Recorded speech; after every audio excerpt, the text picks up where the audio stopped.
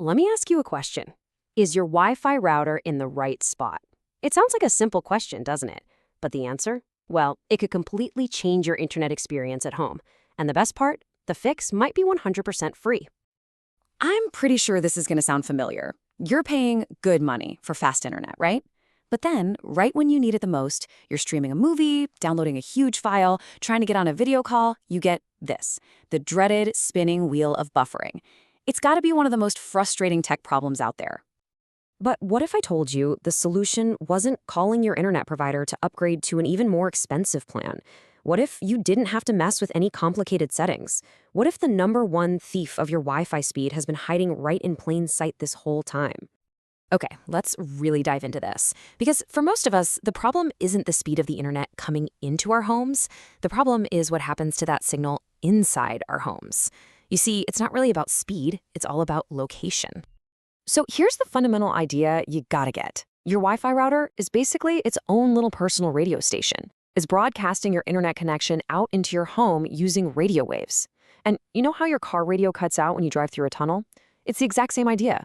Your Wi-Fi signal can be blocked by stuff in your house. So what exactly is getting in the way of that signal? Well, to understand that, we need to look at the two main frequencies or channels your router is using to broadcast everything. And believe me, they each have their own unique strengths and weaknesses. The easiest way to think of it is like this. The 2.4 gigahertz band, that's your marathon runner. It has incredible endurance, it can travel farther, and it can push through walls much more effectively. The only trade-off is that it's a bit slower. Now, on the other hand, you've got the 5 gigahertz band. This is your sprinter. It is blazing fast, perfect for gaming or 4K streaming, but it gets tired quick. It has a much shorter range, and it really struggles with obstacles. And you might be thinking, but wait, I have the latest Wi-Fi 6 or even Wi-Fi 7, and that's great. Those new standards are way faster and smarter. But, and this is a big but, they still have to obey the laws of physics. No matter how advanced the technology gets, a physical wall will always be a challenge for a radio wave to get through. In fact, some of the most common building materials in our homes act like total kryptonite to our Wi-Fi signals. They can stop them almost completely. And listen, not all obstacles are created equal. A wooden wall might soak up about 20% of your signal. A brick wall, maybe a little more. But concrete? Oh, concrete is a signal killer. It can block up to 75% of your Wi-Fi. Just think about that. If your router is on the other side of a concrete wall, you are losing the vast majority of your internet's power right there. Okay. Enough doom and gloom about signal blockers.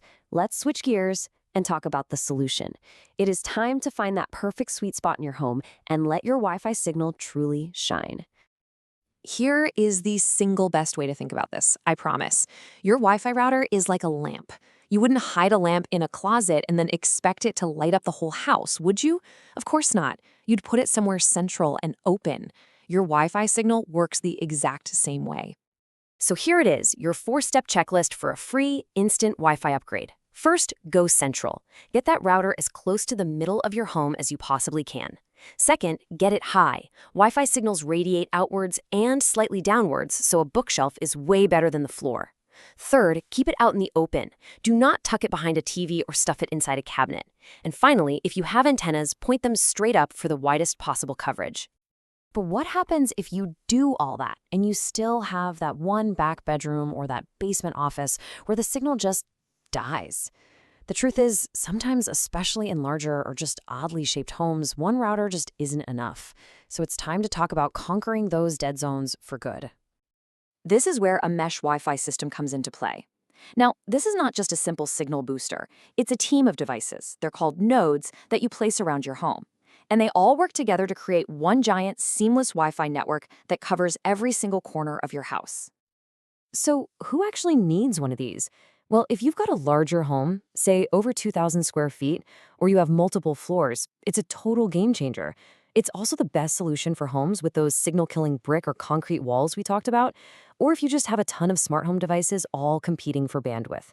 Basically, if you've tried everything else and you still have those stubborn dead zones, mesh is your answer. But before you run out and buy any new hardware, let's just circle back to the most important point. The single biggest, most impactful upgrade you can make to your home Wi-Fi costs you absolutely nothing. It's simply taking 5 minutes to move your router from a bad spot to a good one. Central, elevated, and out in the open. So the real question I'll leave you with is this: where are you going to move your router?